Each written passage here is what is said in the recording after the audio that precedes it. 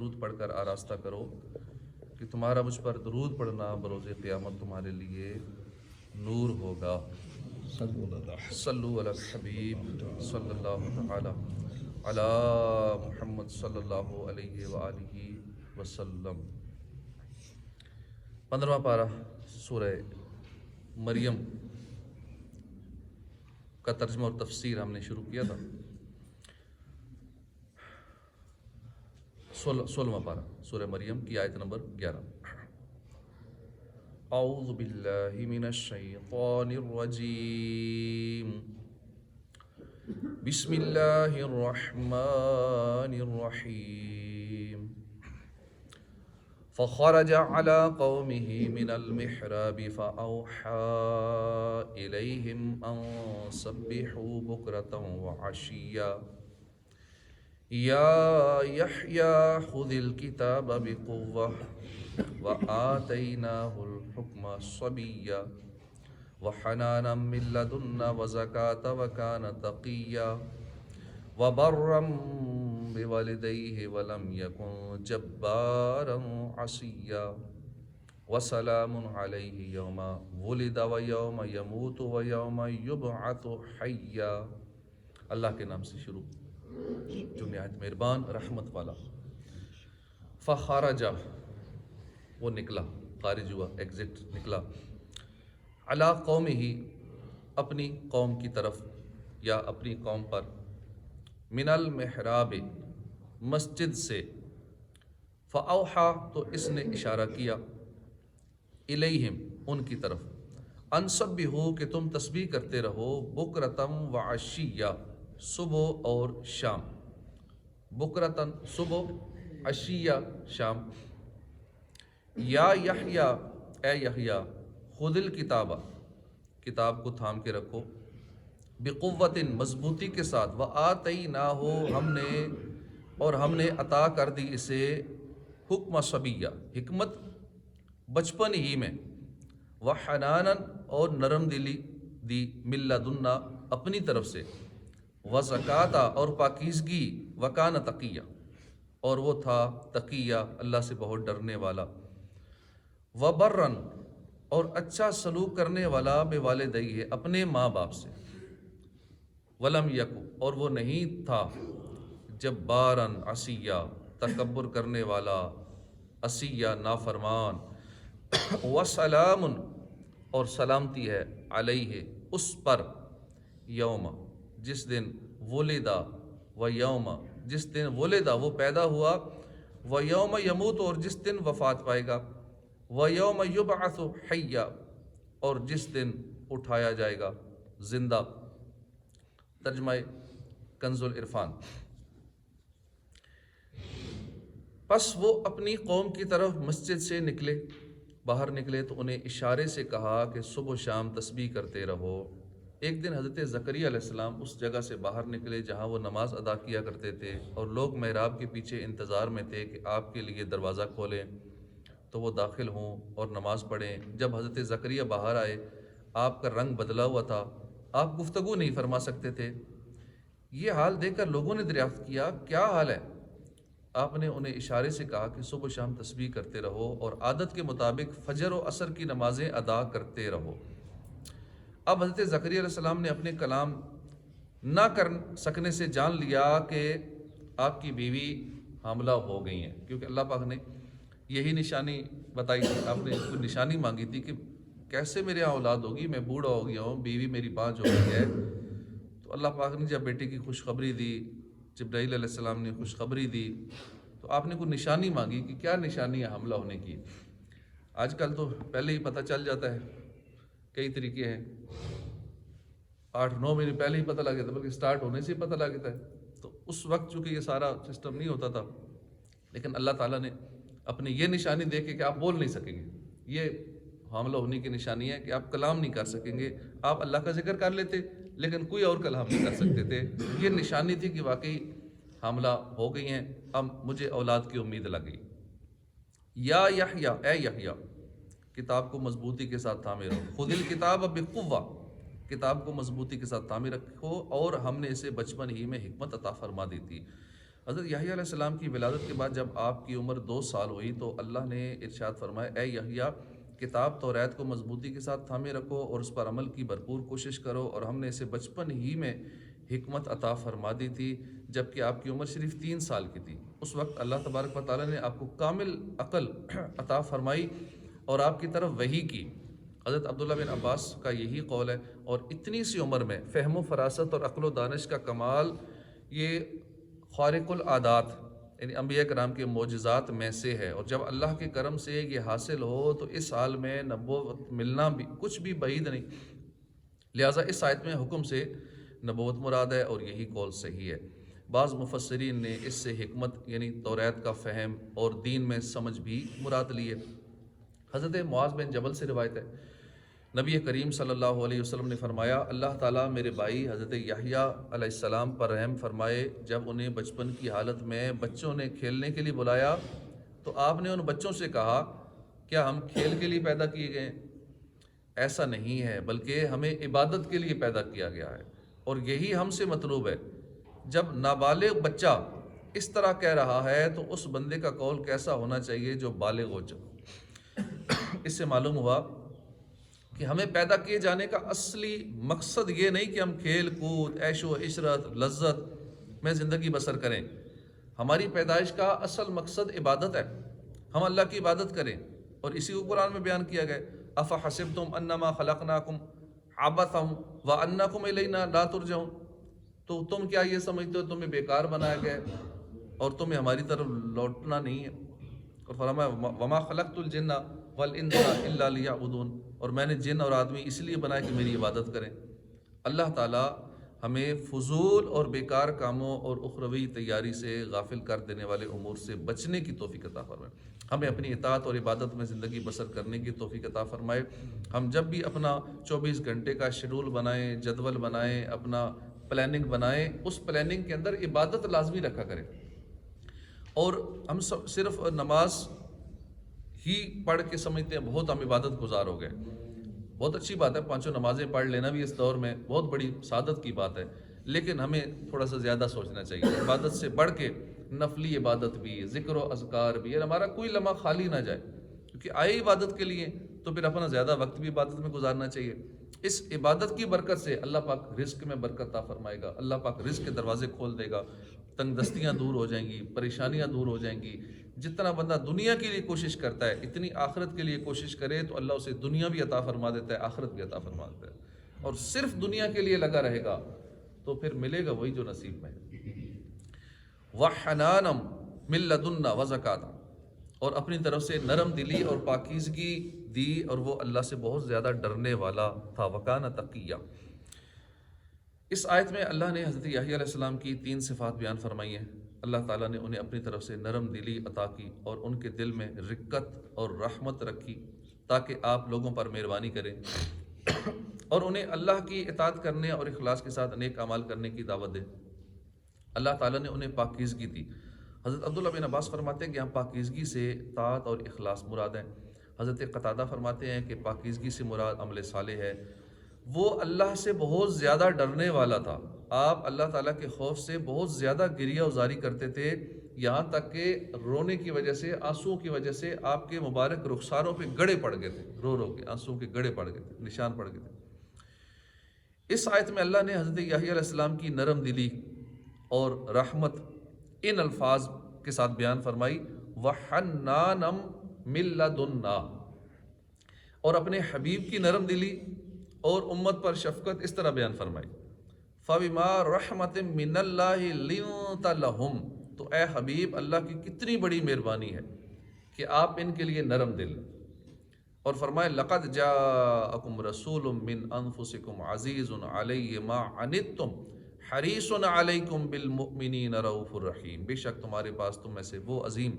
رسول تشریف لے آئے جن پر تمہارا مشقت میں پڑنا بہت بھاری گزرتا ہے، وہ تمہاری بھلائی کے نہایت چاہنے والے، مسلمانوں پر بہت مہربان، رحمت فرمانے والے۔ اس سے معلوم ہوا کہ اللہ نے اپنے حبیب کو بھی کمال درجے کی نرم دلی عطا فرمائی، امت کی بھلائی کے حرص اور مسلمانوں پر شفقت و رحمت عطا کی۔ اللہ نے حضرت یحییٰ علیہ السلام کے بارے میں فرمایا کہ ہم نے اپنی طرف سے انہیں پاکیزگی دی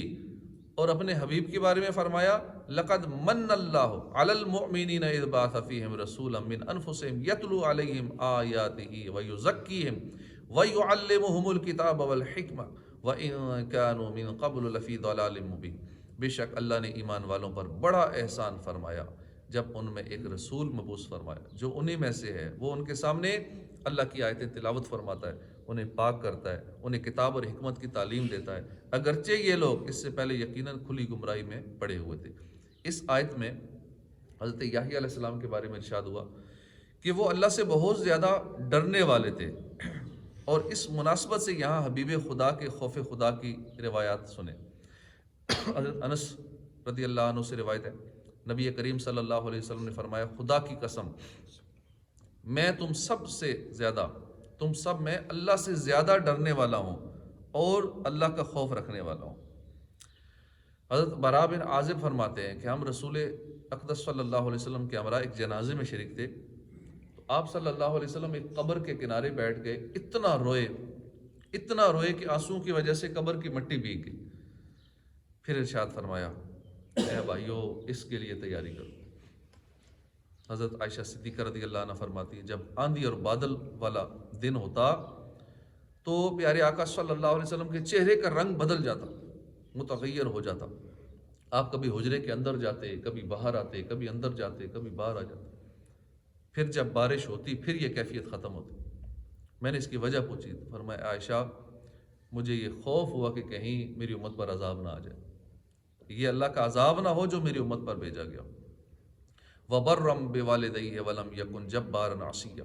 اور وہ اپنے ماں باپ سے اچھا سلوک کرنے والا تھا اور وہ متکبر نافرمان نہیں تھا۔ اس آیت میں یحییٰ علیہ السلام کی مزید 3 صفات بیان کی گئی ہیں۔ آپ علیہ السلام ماں باپ کے فرما بردار، ان سے اچھا سلوک کرنے والے تھے، کیونکہ اللہ کی عبادت کے بعد والدین کی خدمت سے بڑھ کر کوئی اطاعت نہیں، اور اس پر اللہ کا یہ قول دلالت کرتا ہے وَقَضَىٰ رَبُّكَ أَلَّا تَعْبُدُوا إِلَّا إِيَّاهُ وَبِالْوَالِدَيْنِ إِحْسَانًا، اور تمہارے رب نے حکم فرمایا کہ اس کے سوا کسی کی عبادت نہ کرو اور ماں باپ کے ساتھ اچھا سلوک کرو۔ والدین کی خدمت کرنا بہت بڑی سعادت ہے۔ جو ہمارے نوجوان آج کل کے ہیں اپنے معاملات میں اتنے بزی ہیں کہ بوڑھے والدین کا خیال ہی نہیں ہوتا، والدین کو سمجھتے ہیں یہ پرانے دور کے ہو چکے ہیں، اب چند چیزیں جدید سیکھ لیتے ہیں، وہ بیچارے چونکہ پچھلے حساب کتاب میں ہوتے ہیں، اتنا نہیں علم سیکھے ہوتے جدید تقاضوں کے مطابق، اب ان کو ان پڑھ جاہل سمجھتے ہیں اپنے حساب سے۔ والدین کا بندہ کسی مرتبے پہ پہنچ جائے نا، کوئی غوث کتب ابدال بن جائے، وہ والدین کے قدموں کی خاک کے برابر نہیں ہے۔ پھر بھی اپنے والدین کی خدمت ہر حال میں کرنی ہے، چاہے جس مرتبے پہ، علم کے مرتبے پہ، ولایت کے مرتبے پہ، جس مرتبے پہ پہنچ جائیں اپنے والدین کی عزت کرنی ہوگی۔ اب جن کے نہیں ہیں ان سے پوچھیں، اب وہ روندے دیکھ کے مٹی دیں ڈھیریاں،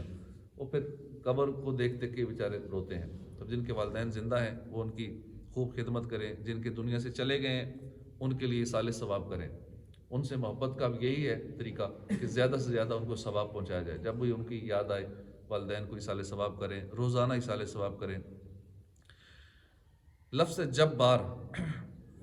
آپ علیہ السلام تکبر کرنے والے نہیں تھے اور اپنے رب کے نافرمان نہیں، بلکہ آپ عاجزی اور انکساری کرنے والے، اپنے رب کی اطاعت کرنے والے تھے۔ یہاں جبار کے معنی متکبر کے، اور ایک قول یہ بھی ہے کہ جبار وہ شخص ہوتا ہے جو غصے میں مارے اور قتل کرے۔ یاد رہے کہ جبار کا لفظ جب مخلوق کے لیے آئے تو اس کا معنی ہے متکبر، اور اگر اللہ کے لیے جب یہ لفظ آئے جیسے جبار اس کی صفت ہے تو اس کا معنی بالکل مختلف ہوتا ہے۔ جیسے ایک معنی ہے وہ ذات جو اپنی مخلوق پر عالی ہے، دوسرا معنی وہ ہے کہ جو معاملات کو سدھار دیتا ہے۔ جبار کا ایک مطلب متکبر ہے، لیکن یہی مطلب اللہ کے لیے نہیں کریں گے، اللہ کے لیے اس کا مطلب اور ہوگا، کیونکہ ایک ایک لفظ کے کئی معنی ہوتے ہیں۔ جو معاملے کو سدھار دیتا ہے اللہ کے لیے یہ معاملہ، یہ مطلب ہوگا۔ جو سب سے مخلوق میں سب سے عالی ہے، یہ مطلب ہوگا اللہ کی طرف جب نسبت ہوگی جبار کی۔ تیسرا معنی ہے وہ جو اپنے ارادے میں غالب ہے، یہ بھی جبار کا مطلب ہے۔ چوتھا معنی ہے وہ کہ جس کی سلطنت میں اس کے حکم کے سوا کسی کا حکم نہیں چلے۔ یہ سب معنی اللہ کے شایان شان ہیں۔ یہاں آیت میں بیان ہوا کہ حضرت یحییٰ علیہ السلام تکبر کرنے والے نہیں تھے، اس مناسبت سے تکبر سے بچنے کی فضیلت ملاحظہ ہو۔ حضرت ثوبان رضی اللہ عنہ سے روایت ہے، نبی کریم صلی اللہ علیہ وسلم نے ارشاد فرمایا جو شخص اس حال میں مرا کہ وہ 3 چیزوں سے بری تھا، تکبر سے بری تھا، خیانت سے بری تھا اور دین قرض، تو وہ جنت میں داخل ہوگا۔ نیز عاجزی کے فضائل پر مشتمل احادیث مبارکہ حضرت قتادہ رضی اللہ عنہ سے روایت ہے، حضور اقدس صلی اللہ علیہ وسلم نے فرمایا بے شک اللہ نے میری طرف وحی فرمائی کہ تم لوگ اتنی عاجزی اختیار کرو یہاں تک کہ تم میں سے کوئی کسی پر نہ فخر کرے نہ کسی پر ظلم کرے۔ حضرت ابو ہریرہ رضی اللہ عنہ سے روایت ہے، سرکار دو عالم صلی اللہ علیہ وسلم نے فرمایا صدقہ مال میں کمی نہیں کرتا، اور اللہ بندے کے دوسروں کو معاف کر دینے کی وجہ سے اس کی عزت میں اضافہ فرما دیتا ہے، اور جو شخص اللہ کے لیے عاجزی اختیار کرتا ہے اللہ اسے بلندی عطا فرما دیتا ہے۔ اور یہ تینوں چیزیں، یہ جو ابھی ہم نے حدیث سنی ہے، ہمارا پتہ نہیں کیوں ایمان اس پہ پکا نہیں ہوتا، بار بار سنتے ہیں پھر ہی پختہ نہیں ہوتا کہ جب حضور فرما رہے ہیں، حدیث پاک ہے کہ صدقہ مال میں کمی نہیں کرتا، تو پھر کیوں پریشانی ہوتی ہے جب ہم اللہ کی راہ میں دیتے ہیں کہ کم ہو جائے گا، تھوڑا ہو جائے گا، کم ہوگا ہی نہیں، بڑھے گا۔ اگر بالفرض دن کی 1100 روپے ایک مزدور کی جیسے ایک آمدنی ہے، 1200 روپے دیہڑی ہے، سب سے کم تقریباً بیچارہ مزدوری کماتا ہے۔ اب وہ مزدور اگر روز کا 100 روپے اللہ کی راہ میں دے دے گا، ماہانہ 3000 اللہ کی راہ میں دے دے گا، تو اللہ پاک کے حبیب فرما رہے صدقہ مال میں کمی نہیں کرتا، وہ 100 روپیہ کمی نہیں کرے گا، وہ کم نہیں ہوگا، 1000 نہیں ہوگا، وہ بڑھے گا، اس کو مزید 10 گنا تو ملے گا ہی ملے گا، وہ 100 روپیہ اس کا 1000 ہو جائے گا، اور اخلاص ہوگا تو اللہ پھر کئی ہزاروں سے عطا فرمائے گا۔ وہ ایک دن کے لیے جو ریگولر دے گا، یہ ڈیلی کا حساب ہے، جو ریگولر دے گا، خوشی سے دے گا، دل کھول کے دے گا، تو اللہ اسے پھر بے حساب عطا فرمائے گا۔ اسی طرح دوسروں کو معاف کرنے کا دل نہیں کرتا، نہیں میں اسے معاف کروں گا نہیں، بھائی نہ معاف کریں گے تو اگلے کا کیا بگاڑ لیں گے، ہم کیا نقصان اگلے کا کر لیں گے، اپنا فائدہ ہوگا معاف کر دیں، جنت میں کارنر پلاٹ ملے گا، جنت میں کونے والا محل ملے گا، اور جب بھی کوئی معافی مانگے معاف کر دینا چاہیے، اس سے عزت بڑھتی ہے۔ وہ کہتے ہیں معاف کر دیا تو میری بےزتی ہو جائے گی، انسلٹ ہو جائے گی، ایسا نہیں ہے۔ پھر عاجزی اختیار کرنے سے اللہ بلندی عطا فرماتا ہے۔ کہتے ہیں عاجزی کی تو یہ سر پہ چڑھ جائے گا، زیادہ عاجزی کی تو یہ تو اور ایسا ہو جائے گا تو ویسا ہو جائے گا، تو اینٹ کا جواب پتھر سے دینا چاہیے۔ تو جب حدیث پاک ہے کہ عاجزی کرو اللہ بلندی عطا فرمائے گا، تو اللہ پاک ہمیں اس پہ عمل کی توفیق عطا فرمائے۔ حضرت رکب مصری رضی اللہ عنہ سے روایت ہے، حضور صلی اللہ علیہ وسلم نے فرمایا خوشخبری ہے اس کے لیے جو عیب نہ ہونے کے باوجود تواضع اختیار کرے، مسکینی کے بغیر خود کو ذلیل سمجھے، حالانکہ مسکین نہیں ہے لیکن پھر بھی خود کو ذلیل سمجھے، اور اپنا جمع کیا ہوا مال نیک کاموں میں خرچ کرے۔ خوشخبری ہے ایسوں کے لیے، اور بے سر و سامان اور مسکین لوگوں پر رحم کرے، اور علم و حکمت والے لوگوں سے میل جول رکھے، اور خوش بختی ہے اس کے لیے جس کی کمائی پاکیزہ ہو، باطن اچھا ہو،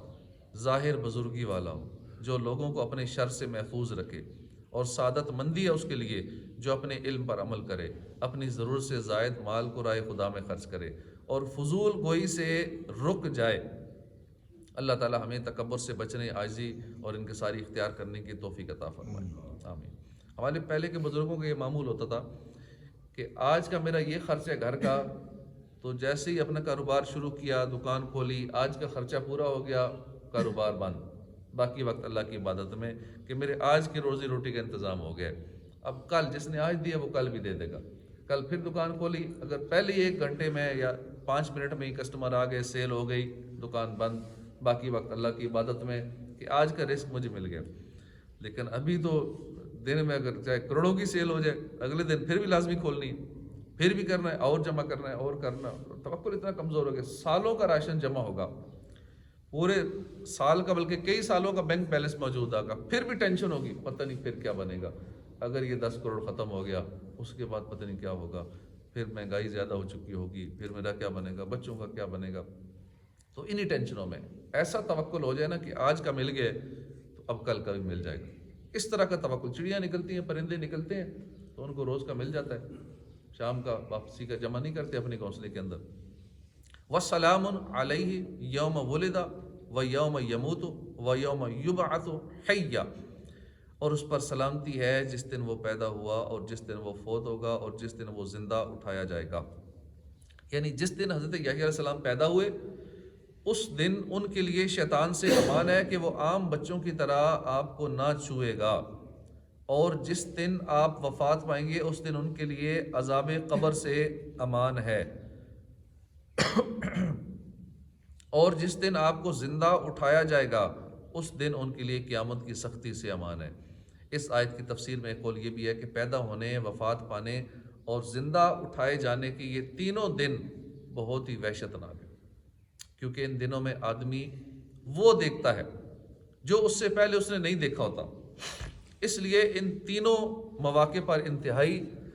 وحشت ہوتی ہے۔ تو اللہ تعالیٰ نے یحییٰ علیہ السلام کا اکرام فرمایا کہ ان تینوں مواقع پر امن و سلامتی عطا فرمائے۔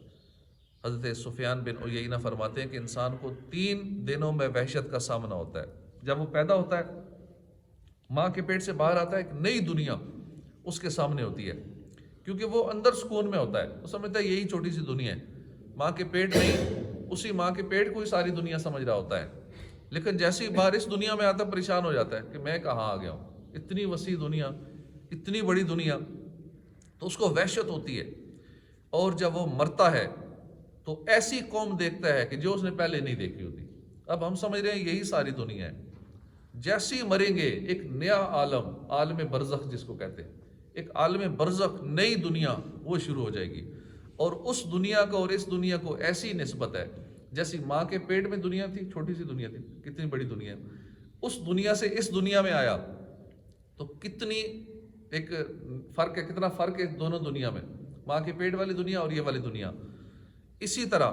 جو اگلی برزخ کی زندگی ہے، برزخ والی دنیا ہے، اس میں اور اس میں اتنا فرق ہے جتنا ماں کے پیٹ والے اور یہ والی دنیا میں فرق ہے، کتنا بڑا ڈیفرنس ہے، وہ چھوٹی سی دنیا اور یہ کتنی بڑی، ہمیں اندازہ ہی نہیں ہے۔ اور جب اگلے حساب میں جائیں گے، برزخ میں جائیں گے، پھر ہم کہیں گے ہم کہاں چھوٹی سی دنیا میں تھے، اصل تو یہ اتنی بڑی دنیا۔ اور پھر جب برزخ کے بعد عالم آخرت ہوگا، پھر اس میں یہی فرق ہوگا، جیسے ماں کے پیٹ میں اور اس دنیا میں تھا، پھر اس دنیا میں اور اگلی برزخ والی دنیا میں تھا، اور پھر عالم آخرت جو ہے اس میں اور اس میں اتنی فرق ہے۔ تو جب بندہ آگے منتقل ہوتا ہے تو ایک دفعہ وحشت ہوتی ہے، میں کہاں آ گیا ہوں، یہ کیا معاملات ہیں یہاں کے۔ تو نئی نئی چیزیں جب کھلتی ہیں تو وحشت ہوتی ہے، اور خاص کر جو بندہ پھر گناہ گار اور وہ قبر میں جائے تو وہ قبر میں جانے سے پہلے ہی اسے اندازہ ہو جاتا ہے کہ اب یہ ہونے والا ہے میرے ساتھ، میں دوزخی ہوں یا میں جنتی ہوں۔ تو اگر وہ گناہ گار ہے، جہنمی ہے، تو وہ پریشان ہو جاتا ہے، کہتا آہستہ چلو، میرے جنازے کو آہستہ لے کے چلو، کیوں تیز چل رہے ہو، آہستہ چلو، کیونکہ اگلا حساب اس نے دیکھ لیا ہوتا ہے کہ آگے میرے لیے تیار کھڑے ہیں، سزا کے لیے تیار ہو جاؤں۔ تو جنتی ہوتا ہے وہ تو خوش ہو جاتا ہے، خوش ہوتا ہے، کہتا ہے جلدی چلو جلدی چلو، آقا کا دیدار کرنا ہے، جلدی قبر میں مٹی ڈالو، جاؤ، میرے آقا تشریف لانے والے، قبر میں سرکار آئیں تو میں قدموں میں گروں، گر فرشتے بھی اٹھائیں تو میں ان سے یوں کہوں، اب تو پائے ناز سے میں اے فرشتوں کیوں اٹھوں، مر کے پہنچا ہوں یا اس دل ربا کے واسطے۔ وہاں تو آقا کے جلوے ہوں گے، اور انشاءاللہ پھر قبر جنت کا باغ بنے گی خوش نصیبوں کے لیے۔ اللہ پاک ہماری قبر کو بھی جنت کا باغ بنائے، اپنے محبوب کے جلووں سے بسا دے۔ تو یہ تینوں ایسے مقامات ہیں جو ہم نے سنے کہ وحشت ہوتی ہے، نئی جگہ ہوتی ہے، لیکن یحییٰ علیہ السلام کو اللہ پاک نے امن و سلامتی عطا فرمائی ان تینوں مواقع پر۔ انسان کو 3 دنوں میں وحشت کا سامنا ہوتا ہے، جب پیدا ہوتا ہے، جب ماں کے پیٹ سے باہر آتا ہے، ایک نئی دنیا کا سامنا ہوتا ہے، جب مرتا ہے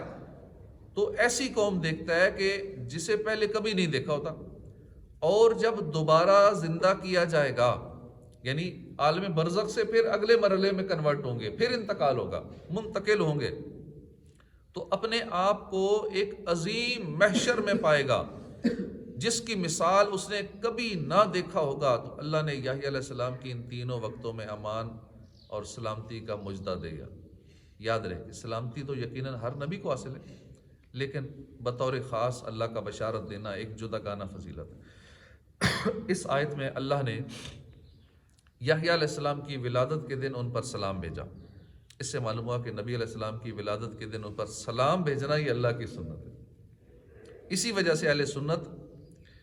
12 ربیع الاول کے دن اللہ کے حبیب اور تمام انبیاء کے سردار صلی اللہ علیہ وسلم کی ولادت کا دن مناتے ہیں، اور اس دن آپ پر درود و سلام کی کثرت کرتے ہیں، نظم و نثر کی صورت میں آپ کی شان اور آپ کے فضائل و مناقب بیان کرتے ہیں۔ فی زمانہ کچھ لوگ اس آیت مبارکہ کو بیان کر کے یہ اعتراض کرتے ہیں کہ حضرت یحییٰ علیہ السلام کی وفات کے دن بھی ان پر سلام بھیجا گیا ہے۔ اس لیے تم جس طرح رسول اللہ کے میلاد کے دن خوشی کا اظہار کر کے مناتے ہو، تو پھر وفات کا دن بھی غم ظاہر نہ کیا کرو۔ اسی طرح ان کے وفات کا دن بھی غم کیا کرو، جس طرح خوشی مناتے ہو پیدا ہونے پہ، تو حضور کی وفات کے دن پھر غمگین ہو جایا کرو، غم منایا کرو۔ اس کا جواب یہ ہے کہ اللہ نے ہمیں قرآن مجید میں اپنی نعمت کا چرچا کرنے اور اپنا فضل اور رحمت ملنے پر خوشی منانے کا حکم دیا، اور چونکہ حضور سے بڑھ کر اللہ کی کوئی نعمت ہی نہیں، اور حضور اقدس صلی اللہ علیہ وسلم ہی اللہ کا سب سے بڑا فضل ہے، اللہ کی سب سے بڑی رحمت ہے۔ اس لیے جس دن اللہ نے اپنا حبیب ہمیں عطا کیا، اس دن ہم آپ صلی اللہ علیہ وسلم کا میلاد مناتے ہیں، آپ صلی اللہ علیہ وآلہ وسلم کی عظمت و شان کے چرچے کرتے ہیں، اور آپ کی دنیا میں تشریف آنے کی، تشریف آوری کی خوشیاں مناتے ہیں۔ اس لیے مناتے ہیں، اللہ کا حکم ہے، اس لیے مناتے ہیں۔ جن کے نصیب میں نہیں ہے وہ نہیں مناتے، پوچھتے ہیں نا کہاں لکھا ہے، تو ہر عاشق رسول کی قسمت میں لکھا ہے میلاد منانا، جس کی قسمت میں نہیں لکھا وہ نہیں مناتا۔ تو اللہ پاک ہمیں سچا عاشق رسول بنائے، حضور کی سچی محبت نصیب فرمائے، آمین بجاہ النبی الامین صلی اللہ علیہ وسلم۔ صدق اللہ العظیم۔